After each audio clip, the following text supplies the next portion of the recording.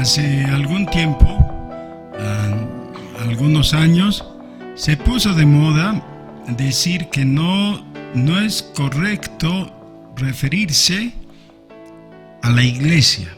Decían, no se dice estoy yendo a la iglesia o no es la iglesia, es la congregación. Y la palabra iglesia fue dejada de lado como si solamente se pudiera utilizar para referirse a la iglesia del Señor Jesús, es decir, la iglesia universal.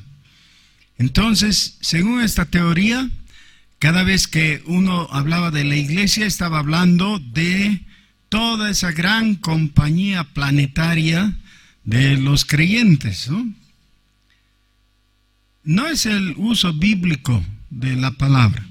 La palabra se refiere a la iglesia de Jesucristo como una sola, la iglesia universal, pero también se refiere a las iglesias locales y por tanto habla en plural, ¿no? En Apocalipsis las 7 iglesias, iglesia de cada lugar, y dice que el Espíritu lleva a las personas a escuchar lo que Dios le habla a las iglesias, en plural.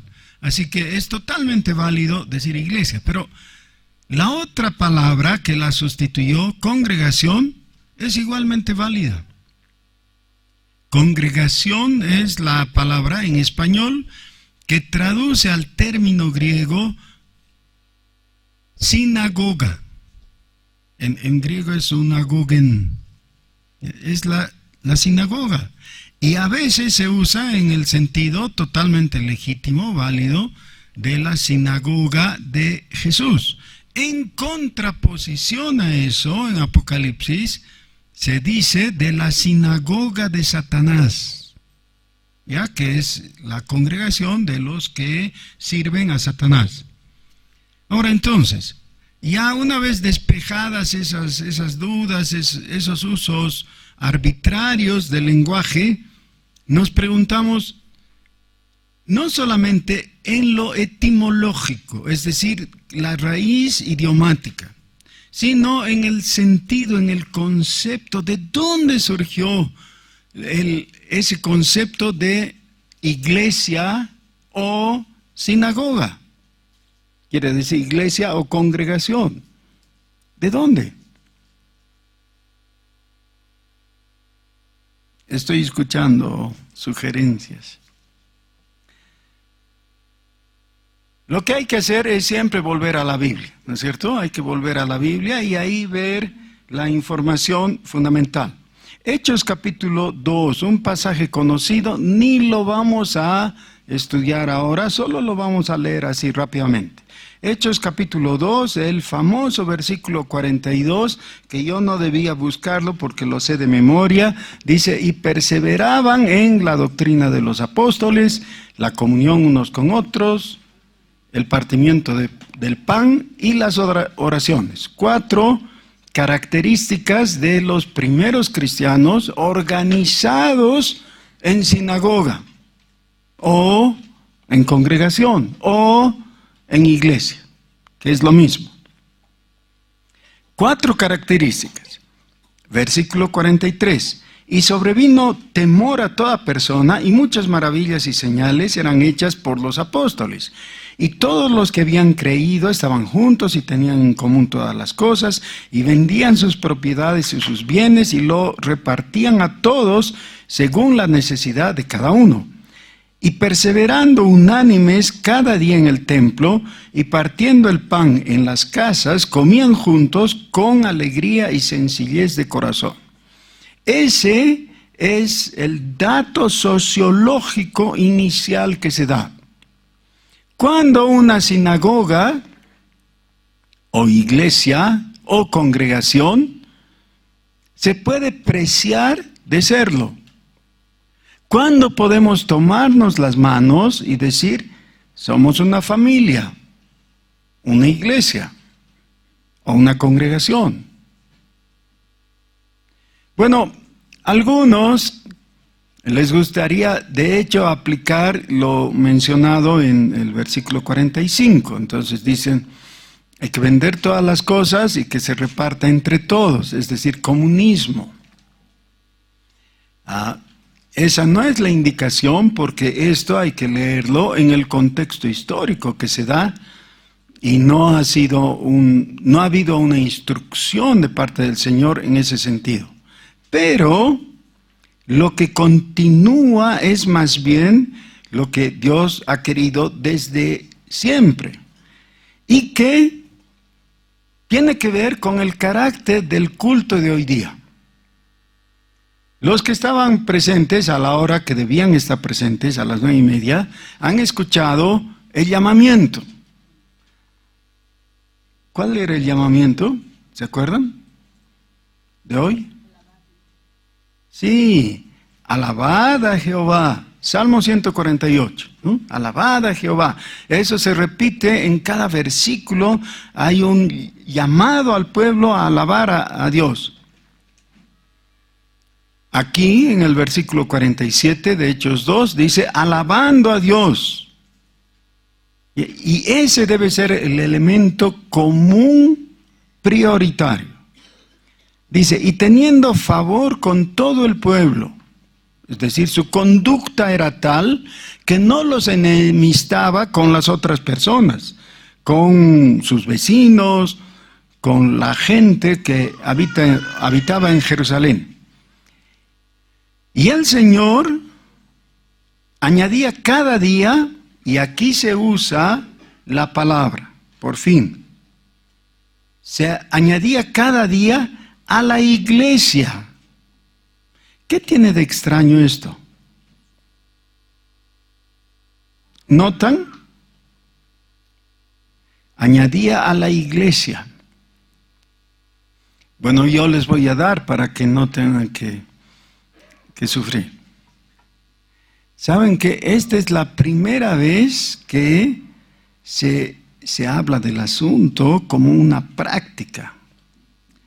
Para que se den cuenta. El libro de los Hechos es la segunda parte del Evangelio según San Lucas, pero en un sentido es la continuación de los 4 evangelios. Eso es lo que tenemos. En el Nuevo Testamento, 4 evangelios, enseguida el libro de los Hechos. Y aunque es la segunda parte de Lucas específicamente, en general continúa la historia que ha comenzado en los 4 evangelios. ¿Y cuántas veces será que la iglesia es mencionada en los 4 evangelios? Bueno, les paso el dato. En Juan no está la palabra iglesia. Y en Marcos tampoco. Pero hemos dicho que Hechos es la segunda parte de Lucas, así que en Lucas debe estar, ¿no es cierto? Pero no está. No hay la palabra iglesia en Lucas. Solamente está en Mateo 2 veces. Eso es todo. Así que podríamos decir que la iglesia, casi, en el lenguaje, ¿no?, está ausente en los evangelios. Solamente en Mateo capítulo 16, después de la declaración de Pedro, tú eres el Cristo, el Hijo del Dios viviente, y la respuesta del Señor Jesús que le dice, yo también te digo que tú eres Pedro, y sobre esta roca edificaré, ¿qué? Mi iglesia. Esa es la primera vez. Y la segunda vez es en Mateo capítulo 18, que dice que si un hermano peca, que tú vayas y a solas le llames la atención, y si no te hace caso, con 2 o 3 testigos, y si no hace caso, frente a toda la iglesia. Eso es. Frente a toda la iglesia. Y es la segunda, y con eso las 2 únicas veces que en los evangelios aparece la palabra iglesia. Pero ahora que estamos en Hechos capítulo 2, dice que cada día el Señor añadía a los que habían de ser salvos. Pero sí, añadía a los que habían de ser salvos. Pero añadía ¿a qué? ¿A dónde? A la iglesia. Ahora, este es el asunto. La iglesia no trae salvación. Es decir, no puede brindar salvación. El que salva es el Señor Jesucristo. Jesús salva. Aunque la iglesia no salva, el ser salvo involucra imprescindiblemente ser añadido a la iglesia. Es decir, no somos salvos por la iglesia, pero somos salvos para la iglesia. Quiere decir que la palabra iglesia tiene sentido porque deriva de dos palabras griegas que son ekklesia. Y ek es esa partícula que quiere decir desde dentro hacia afuera. Es la asamblea que ha sido tomada de otro lado. Es la idea exacta del Antiguo Testamento de remanente. Remanente. ¿Qué quiere decir eso? Que cuando tienes un conjunto de 100, ese es el total, y tomas el uno y tomas el otro y sacas algunos, y de esos algunos conformas otro conjunto, lo que has hecho es una iglesia. ¿Ya? Una ek desde. De ese ek deriva nuestro término en español, ex. ¿Cuándo usamos ex? Expulsado, por ejemplo. Es hacia afuera, ¿no? Hacia afuera. Ok, muy bien. Entonces, la iglesia es el conjunto de los individuos que han sido sacados del mundo e insertados en esa congregación o iglesia o sinagoga del remanente, es decir, de los salvos. Otra vez, versículo 47, la segunda mitad. Y el Señor añadía cada día a la iglesia los que habían de ser salvos.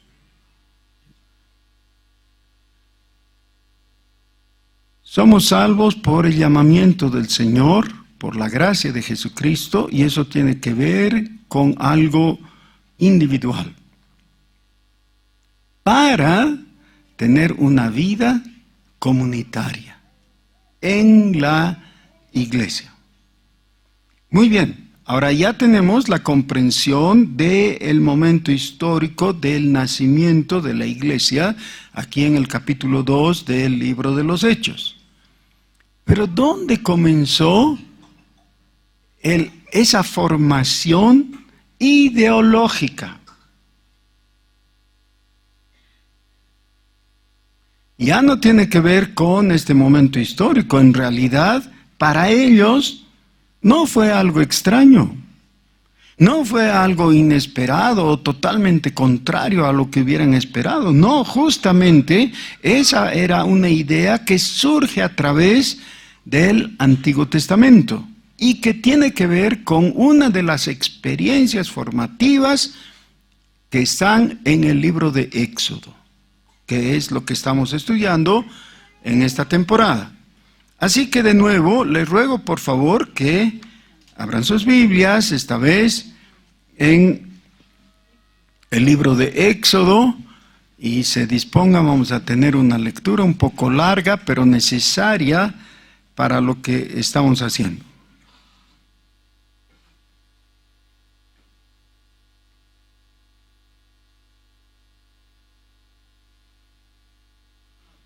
Lo último que hemos visto en la historia relatada en el Éxodo es que Dios ha mirado desde el Sinaí mientras le daba la ley a Moisés, las 2 tablas de la ley.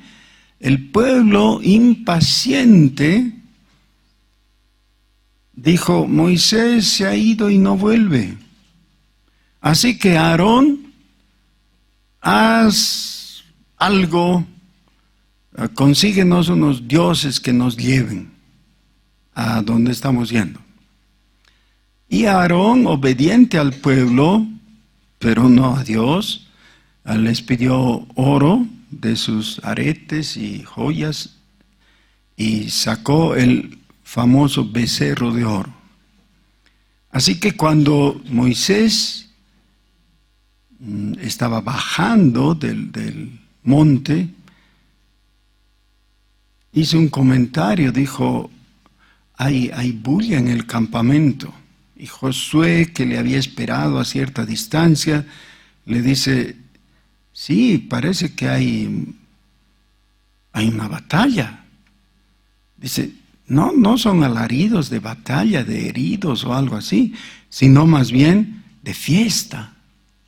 Y cuando llegaron, encontraron que se había armado una bacanal, o un presterío, o un festival de rock, como quieran. Es lo mismo, solo que algunas formas cambian. Pero está ahí el pueblo congregado, adorando al becerro, y dice el texto, con desenfreno. ¿Ya? Y en el relato que tenemos en el libro de los Hechos, según Esteban, habían caído en desenfreno de prostitución. Así que ya nos damos cuenta que estaban haciendo. Entonces Dios dice, bueno, lo que vamos a hacer ahora es que yo voy a cortarlos, los voy a raer. Y de ti voy a levantar otra nación, le dice a Moisés. Y Moisés entonces se puso a crear un juego que se llama la tuncuña. ¿Han jugado tuncuña? A los mayores les digo, enseñen a sus hijos, es un juego bien lindo, es una pérdida que nuestros niños no sepan esos juegos, ¿no? Bueno, ¿por qué digo que Moisés inventa la tuncuña? ¿Por qué? Porque estaba saltando en una pata, ¿no es verdad? Les pregunto, ¿sí estaba? Claro, pues sí, le dice, de ti voy a formar una nueva nación. Imagínense qué honor, ¿ya? De mí, dice él. ¿Sí? No es así, felizmente. No es así.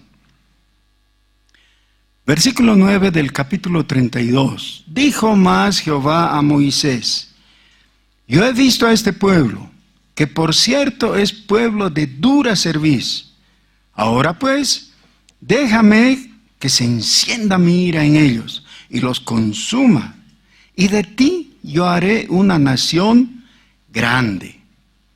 Entonces Moisés oró en presencia de Jehová su Dios y dijo, oh Jehová, ¿por qué se encenderá tu furor contra tu pueblo que tú sacaste de la tierra de Egipto con gran poder y con mano fuerte? ¿Por qué han de hablar los egipcios diciendo, para mal los sacó, para matarlos en los montes y para raerlos de sobre la faz de la tierra? Vuélvete del ardor de tu ira y arrepiéntete de este mal contra tu pueblo. Y si no estuviera escrito en la Biblia, yo no creería algo así. ¿Se imaginan? Un hombre exhortando a Dios. Le dice, vuélvete. Ese vuélvete en hebreo es el verbo sob. Así, S-O-B, sob. ¿Qué quiere decir? Vuélvete.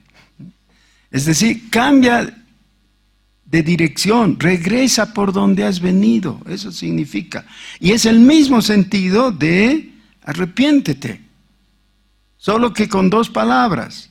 Le está diciendo, vuélvete, no hagas eso que estás diciendo. ¿Cómo puede ser? Versículo 13. Acuérdate de Abraham, de Isaac y de Israel, tus siervos, a los cuales has jurado por ti mismo, y les has dicho, yo multiplicaré vuestra descendencia como las estrellas del cielo, y daré a vuestra descendencia toda esta tierra de que he hablado, y la tomarán por heredad para siempre. Hermanos, esto hay que tratarlo con mucha reverencia, con temor y temblor. Estamos hablando de algo sagrado.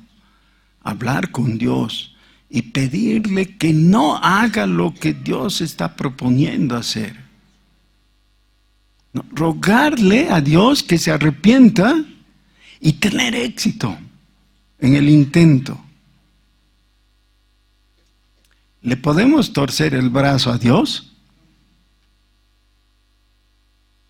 Parece que sí. Parece que sí. Versículo 14. Entonces Jehová se arrepintió del mal que dijo que había de hacer a su pueblo. Ahora sí que me quedé loco. ¿Cómo? ¿Cómo? ¿Dios se arrepiente? Miren que la palabra dice que Dios no es hombre para que se arrepienta. Pero aquí nos cuenta que se arrepintió y que dijo que no iba a hacer lo que había ofrecido hacer.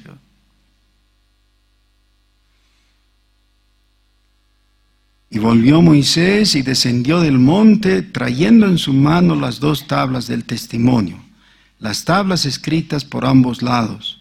De uno y otro lado estaban escritas, y las tablas eran obra de Dios, y la escritura era escritura de Dios, grabada sobre las tablas. Cuando oyó Josué el clamor del pueblo que gritaba, dijo a Moisés: alarido de pelea hay en el campamento. Y él respondió: no es voz de alaridos de fuertes, ni voz de alaridos de débiles. Voz de cantar oigo yo. Y aconteció que cuando él llegó al campamento y vio el becerro y las danzas, ardió la ira de Moisés, y arrojó las tablas de sus manos, y las quebró al pie del monte, y tomó el becerro que había hecho, y lo quemó en el fuego, y lo molió hasta reducirlo a polvo, que esparció sobre las aguas, y lo dio a beber a los hijos de Israel. Y dijo Moisés a Aarón: ¿qué te ha hecho este pueblo que has traído sobre él tan gran pecado? ¿Por qué le está reprendiendo? Porque Aarón es el que ha secundado al pueblo y ha creado el becerro de oro. Y respondió Aarón: no se enoje mi señor, tú conoces al pueblo que es inclinado al mal. Porque me dijeron: haznos dioses que vayan delante de nosotros, porque a este Moisés, el varón que nos sacó de la tierra de Egipto, no sabemos qué le haya acontecido. Y yo le respondí: ¿quién tiene oro? Apartadlo. Y me lo dieron, y lo eché al fuego, y salió el becerro. Casi dice que el becerro salió caminando. Y viendo Moisés que el pueblo estaba desenfrenado, porque Aarón lo había permitido, para vergüenza entre sus enemigos, se puso Moisés a la puerta del campamento y dijo: ¿quién está por Jehová? Júntese conmigo. Y se juntaron con él los hijos de Leví. Y hemos visto en el sermón anterior las diferencias que hay entre el ministerio sacerdotal y el ministerio profético. El sacerdote es el que habla de parte del pueblo hacia Dios. El profeta es el que da la voz de Dios al pueblo. No son ministerios independientes. Cuando el sacerdocio se independiza de la palabra, hierra, porque sigue su corazón. Eso es lo que hicieron con Aarón. Sacerdocio independiente. ¿Creía estar haciéndolo bien? Seguramente. ¿Fue de buena voluntad? Sí, posiblemente. Pero equivocado. Eso vemos en todo tipo de actividad humana. Creemos estarlo haciendo bien, pero no es. Somos muy capaces de errar. Nos equivocamos a cada paso. Estamos con el curso para padres, ¿no? En la crianza de los hijos. Hemos comenzado con el salón de arriba lleno. Cada vez hay menos padres. ¿Por qué? Yo supongo que algunos dicen, pero eso es tan sencillo, tan fácil. Sí, pero no lo hacen. Otros dicen, es muy duro cumplir lo que está diciendo. ¿Quién va a estar tomándose el tiempo para abrazar 11 veces al día a mi hijo? Entonces no les gusta, no lo hacen. Porque siempre tenemos mejores ideas que Dios. ¿No es verdad? Todo el tiempo tenemos mejores ideas que Dios. ¿Por qué será que no funcionan a la postre? Por supuesto, no podemos superar a Dios. Dios es sabio. Lo que Él dice que está bien, eso es lo que hay que hacer. Cuando el sacerdocio sigue los instintos o el sentido o las voces de los otros hombres, se equivoca. Se necesita la palabra de Dios. Pero eso ya lo hemos visto en el sermón anterior. Sin embargo, cuando nuestra teología, cuando nuestra actitud, cuando nuestras oraciones están basadas en la palabra de Dios, estamos seguros como Noé en el arca. ¿Cuán seguro estaba Noé ahí? Totalmente seguro. Estaba en el lugar que Dios le había dicho que esté, haciendo lo que Dios le dijo que haga, en obediencia. Exactamente así.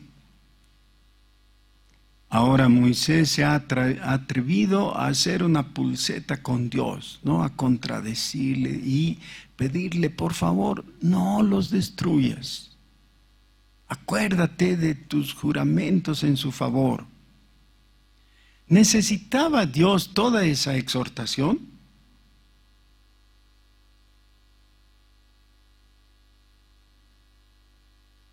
Es muy peligroso ir más allá de lo que la palabra dice.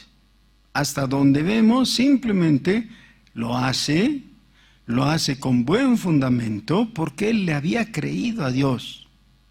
Y Dios no tiene ningún empacho en ceder ante él. ¿Tenemos otros ejemplos bíblicos así? Claro, tenemos, por ejemplo, el trabajo sacerdotal de Abraham. Ahora es muy interesante. Abraham es convocado a orar, eso es sacerdocio, ¿no? Por las otras personas, pero se dice de Abraham que Dios le escucha porque era profeta. Qué interesante, ¿no? Dios le escucha en una labor sacerdotal a alguien que era profeta. Quiere decir, nuestra intercesión, nuestra oración, nuestros pedidos tienen un altísimo grado, una probabilidad muy grande de ser escuchados si es que están encuadrados en la palabra, en la indicación de Dios. El mismo Señor Jesús hizo sus peticiones y luego dijo, si es tu voluntad. Es decir, es más importante lo que tú dices que lo que yo quiero. En este caso, se llega al punto en que Moisés encuentra al pueblo en su pecado y actúa como hombre. Se enoja, está airado contra los que han cometido todo ese acto de idolatría y de desenfreno. Y entonces dice, los que tal han hecho y persisten tercamente en seguir pecando, van a morir. ¿Y qué está haciendo con eso? Siguiendo el lineamiento de Dios. Y les dice, les hace una pregunta. ¿Quién está por Jehová? Júntese conmigo. Y se juntaron con él todos los hijos de Leví. Hermanos, a veces tenemos discusiones sobre aspectos doctrinales como este asunto, por ejemplo, de si es lícito invitar a la gente a hacer la oración de fe. ¿Han oído esa discusión? Está en boga ahora, ¿no? Entonces los unos dicen, no hay que hacerlo porque eso es rechazar los principios reformados y todo eso. Sí, está bien, a mí me parece que toda forma de manipulación hay que dejar de lado y hay que permitir que el Espíritu Santo haga su labor en las personas. Está bien, pero este punto en específico, hay un momento en la historia de la ciudad, del pueblo, de la nación, del individuo, en que es necesario que se tomen posiciones, que haya definiciones. Hay un momento en que el individuo tiene que tomar conciencia y reconocer, yo soy de Cristo, ¿o no? El dar por sentado que alguien debe ser de Cristo, ¿y por qué es de Cristo? Bueno, debe ser porque su abuelo era, ¿no? Muchas veces, cuando nos encontramos con nuestros queridos amigos bautistas o todos los de esa tendencia, nos critican por bautizar a los infantes. Y de vez en cuando dicen, ¿pero qué sabe el niñito ahí de 8 días de haber nacido o de un mes, de lo que, así muy chiquito que ha sido bautizado? Él no sabe, no ha decidido nada.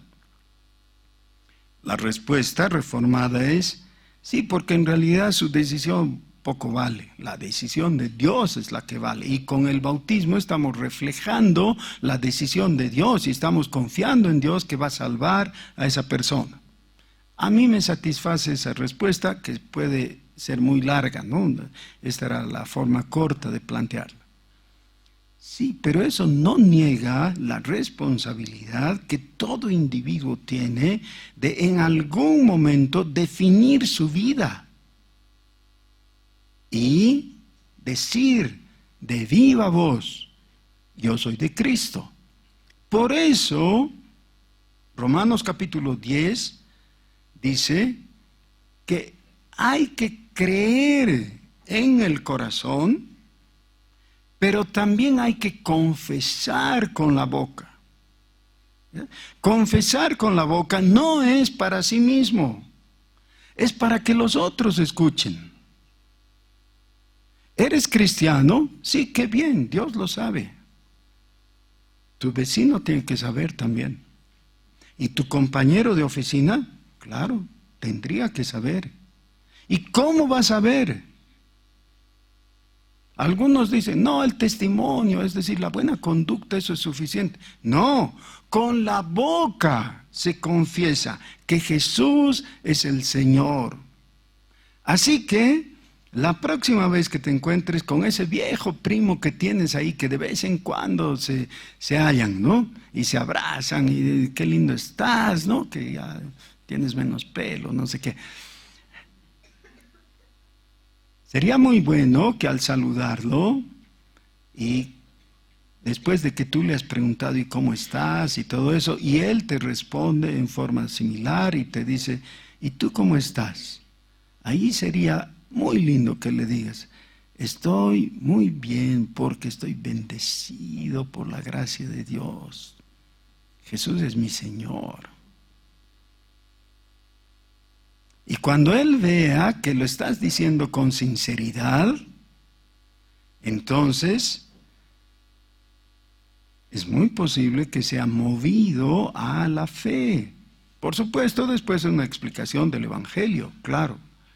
Pero es necesario tomar posición.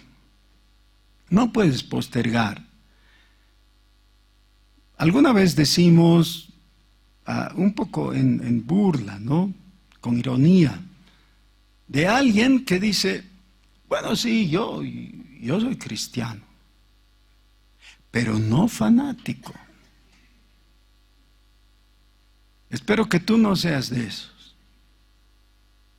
La cosa es si eres cristiano o no. Ser cristiano implica una convicción radical de identidad. Significa que has roto con el mundo. Significa que te estás haciendo de Cristo. Asir es sin H, ¿no es cierto? Y con S. ¿Cómo es asir? Abrazarse. Dice el apóstol Pablo, todas las cosas que para mí eran fortuna y ganancia, las he tomado como pérdida para quedar con las manos vacías y asirme de Cristo. Todo lo demás es basura. Entonces, esa actitud radical es necesaria. Lo otro es tibieza. Decir, soy cristiano pero no soy fanático. Está bien que no seas fanático porque el fanático tiene una connotación mala, ¿no? Es el que ya no piensa, está embobado, está... Sí, está bien que no seas fanático, pero necesitas ser radical. Soy de Cristo, quiere decir, solo de Cristo. Para Él vivo, para Él existo, a Él sirvo. Y hay un momento en tu vida personal, en tu historia personal, y hay un momento en el cual Dios va a requerir de ti. Y como al faraón va a tomar tu corazón y lo va a estrujar para que salga lo que hay ahí adentro. Y tengas que mostrarte, es decir, te va a endurecer. Y en este momento Moisés pregunta, ¿quién está conmigo? Conmigo quiere decir los que adoramos a Jehová solo. Dice, se juntaron con él todos los hijos de Leví. Y él les dijo, así ha dicho Jehová, el Dios de Israel, poned cada uno su espada sobre su muslo, pasad y volved de puerta a puerta por el campamento, y matad cada uno a su hermano, y a su amigo, y a su pariente.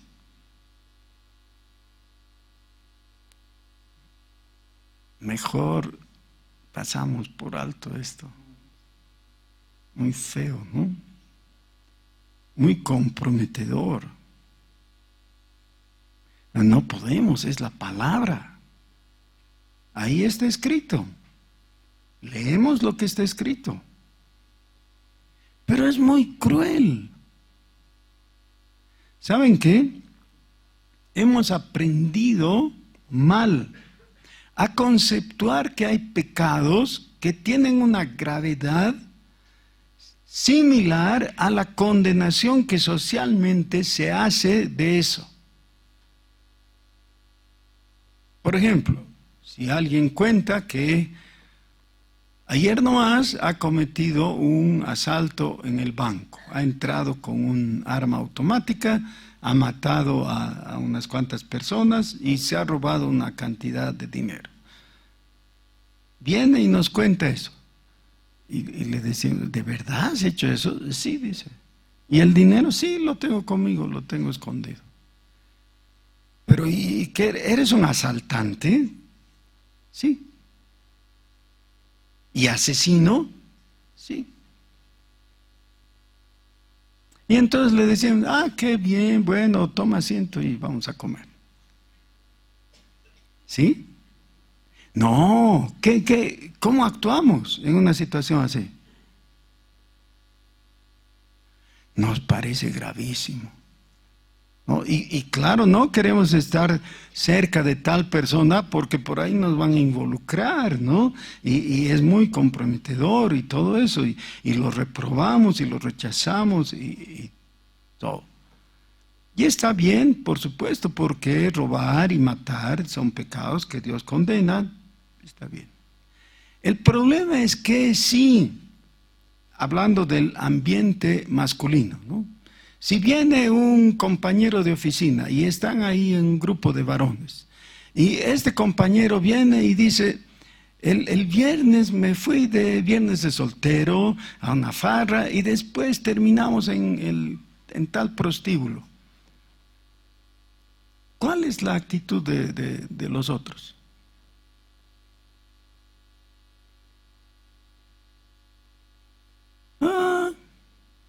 ¿Y cómo te fue? ¿Qué importa? ¿No? Viernes de soltero, todos los hombres tienen derecho de practicar, que todos lo hacen, entonces, ¿qué importa? ¿No importa?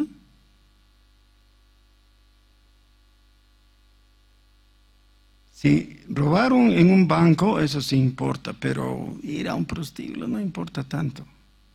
Pero si viene el otro, el tercero, y dice, yo me fui al santuario de Copacabana y de tal. Antiguamente los evangélicos nos hacíamos expulsar y votar y reprobar y todo porque ahí le decíamos, ¡es idolatría! Ahora no. Ahora somos tolerantes, pluralistas y nos llevamos bien. Yo no estoy diciendo que hay que aplicar literalmente esto en esta época y que tienes que agarrar una espada y degollar al que se fue a Copacabana. No estoy diciendo eso. Pero por lo menos tendría que haber una palabra aclaratoria y de exhortación, de amonestación. No está bien lo que estás haciendo, es idolatría, eso va en contra de lo que Dios quiere. Preferimos ser tibiones y está muy mal. Moisés acertó al ponerse al lado de Dios. Ahora vean ustedes, es muy interesante. Cuando Dios está a punto de destruir al pueblo, Moisés se pone al lado del pueblo y ruega por el pueblo ante Dios y convence a Dios que no lo destruya. Pero cuando está con el pueblo, no es un populista. No va a ganar rédito de lo que le dice. Pueblo mío, miren que yo he intercedido para que ustedes no tengan consecuencias de su pecado y todo. No, él está de parte de Dios. Ser cristiano a veces te puede hacer popular, rara vez. Pero generalmente va a hacer que la gente repruebe tu conducta, porque tu buena conducta es una acusación tácita contra lo que ellos hacen. En este caso es manifiesta. Entonces Moisés dijo, hoy os habéis consagrado a Jehová, pues cada uno se ha consagrado en su hijo y en su hermano, para que él dé bendición hoy sobre vosotros. Y aconteció que al día siguiente dijo Moisés al pueblo: vosotros habéis cometido un gran pecado, pero yo subiré ahora a Jehová, quizás le aplacaré acerca de vuestro pecado. Entonces volvió Moisés a Jehová y dijo: te ruego, pues este pueblo ha cometido un gran pecado, porque se hicieron dioses de oro, que perdones ahora su pecado, y si no, ráeme ahora de tu libro que has escrito.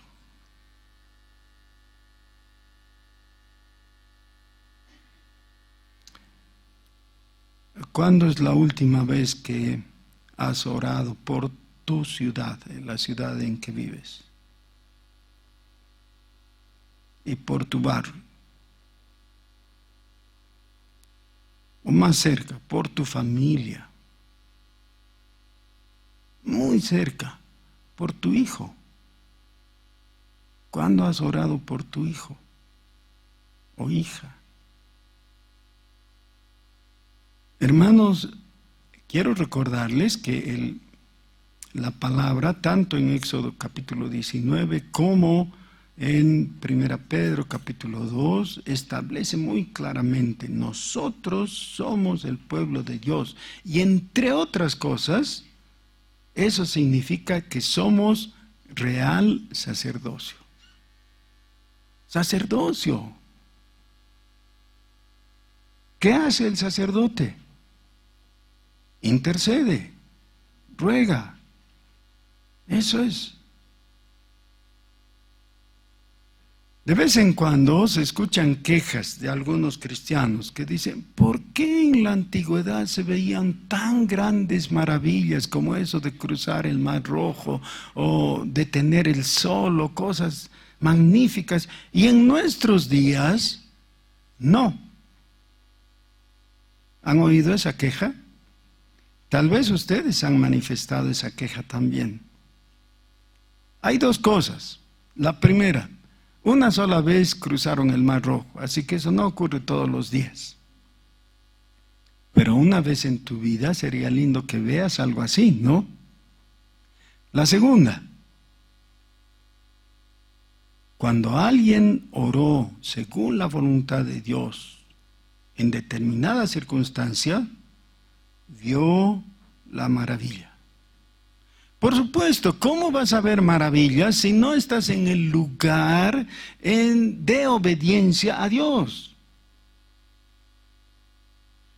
Alguna vez yo he escuchado la excusa de que no se cumplan las señales, ¿no? He oído a personas que dicen: bueno, claro, dice, pero no es literal, ¿no? Entonces dicen, cuando Jesús les dice a los discípulos que van a ver si tienen fe como el grano de mostaza, muy chiquito, ¿no? Un pequeño granito. Si tuvieran fe del tamaño de un grano de mostaza, le podrán decir a un monte que se quite de aquí, que se pase al otro lado.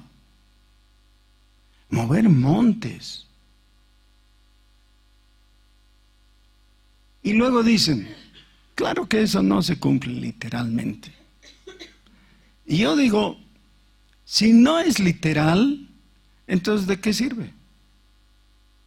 Hay cosas que pueden ser metafóricas, por supuesto, pero hay algunas otras que si no es literal, no sirve. Ya nos quedamos con una gelatina en las manos. Porque el hecho es que en determinadas circunstancias necesitamos que literalmente un monte sea movido por el poder de Dios. Y entonces, ¿qué necesitas? Orar, pero con fe. ¿Una gran fe como el tamaño de un monte? No, una fe pequeñita, como del tamaño de un grano de mostaza. El monte es el grande. La fe es pequeñita, pero es suficiente. El que tiene el poder monstruoso, enorme, es Dios. Tú solo la fe pequeñita. Y literalmente verás montes saltando de un lado a otro. Por supuesto, no en un acto circense para que la gente se divierta o para que satisfaga su curiosidad o algo así. Nunca Jesús hizo un milagro solo para que la gente se divierta o que quede convencida. Cuando le pidieron señal, él dijo, no les voy a dar señal. Así que no es para eso. Pero a veces necesitas que ocurra algo así. Bueno, Dios no tiene problemas. Y si tú tienes la fe del tamaño de un grano de mostaza, tampoco tendrías que tenerlos. Ahora, Moisés se las está jugando. De nuevo está rogando por el pueblo y le dice, no lo destruyas. Y le dice de esta manera, si tú vas a destruirlos, córtame a mí también. No quiero. ¿Hay algún otro que haya dicho algo parecido? ¿Pueden recordar? Yo creo que si hay alguien enorme, un gigante en el Antiguo Testamento, más o menos es de la talla de alguien en el Nuevo Testamento. Por supuesto, aparte del Señor Jesús, que es incomparable. Pero, ¿quién hay? ¿Qué personaje hay así de sobresaliente como Moisés en el Antiguo, ya en el Nuevo? El apóstol Pablo. Y el apóstol Pablo en Romanos capítulo 9 dice, yo amo tanto a mis paisanos judíos que con tal de que ellos fueran salvos, yo preferiría ser desechado.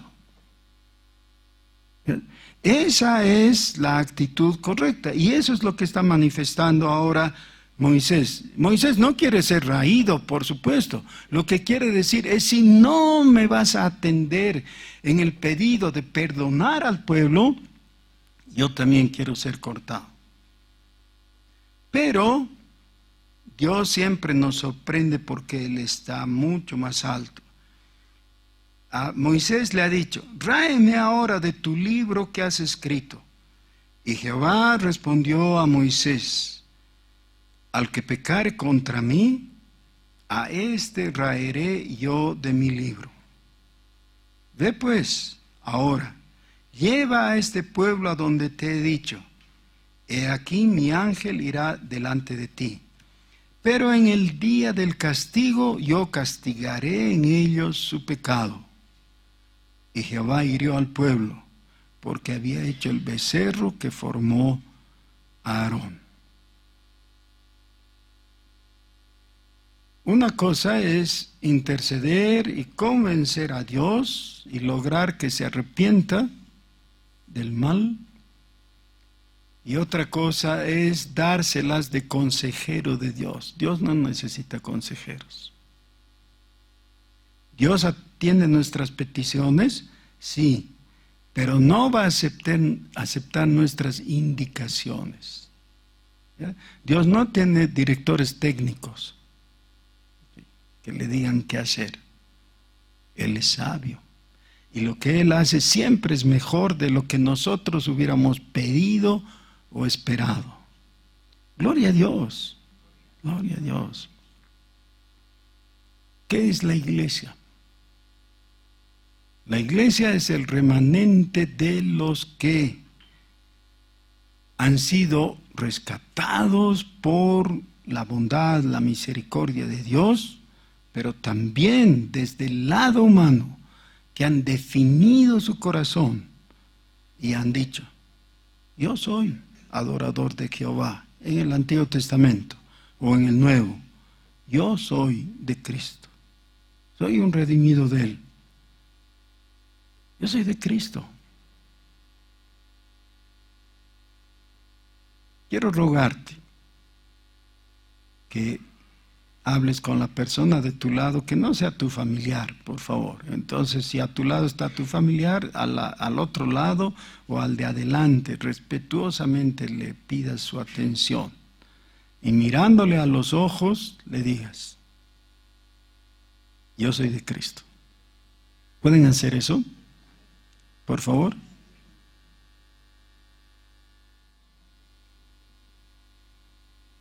La persona más lejos, ahora en línea directa, creo que es el hermano Carlos Jauregui. Carlitos, ¿estás ahí?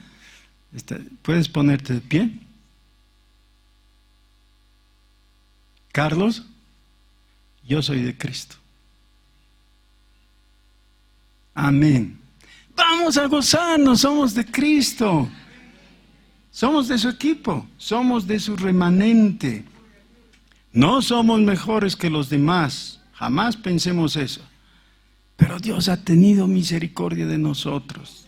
Él nos ha llamado, nos ha escogido y nos ha adoptado. Somos de Cristo.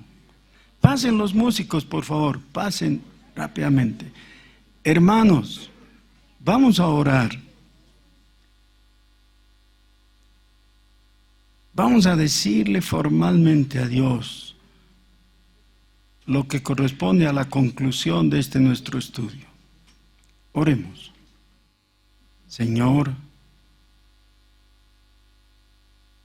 gracias porque tú has hecho el 100% del trabajo necesario para darnos salvación. La obra de redención es tuya. Pero tú nos has llamado. Y es nuestra responsabilidad, por la luz y la vida que has puesto en nuestro corazón, atender, escuchar y responder a ese llamado. Señor, con mucha alegría en este momento queremos decirte: Jesús, yo soy tuyo. Y estoy feliz de ser tuyo. No necesito otra cosa, no quiero más. Porque si tú me tienes en tus manos y tú eres mío porque estás en mi corazón, entonces soy coheredero contigo, según tu palabra. Gracias, Señor. Gracias, Padre. Bendito sea.